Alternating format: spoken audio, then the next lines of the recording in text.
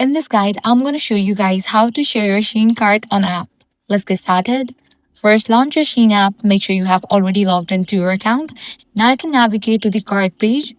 Over here, you're going to find all the products that you have added to your cart.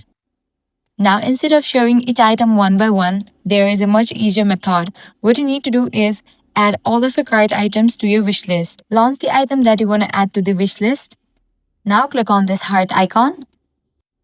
With this, the product has been added to the wish list. Once you are done adding all the products to the wish list, now what you want to do is navigate back to your profile page. Now here you're going to find this section of wish list. Click on that. Once you're over here, you're going to find this section of boards. Click on that. Now click on the option create board. Give it a name. Now add the items from wish list to this board. Once you do that, now you are able to share this board. You can head back. Click on the share option. You can copy the link or send it directly through messages or social apps. When your friend opens the link, they will be able to view all the products and add them to their cart easily, and that's it. That's the easiest way to share multiple items from your SHEIN cart at once. If this guide was helpful, do not forget to like, share and subscribe.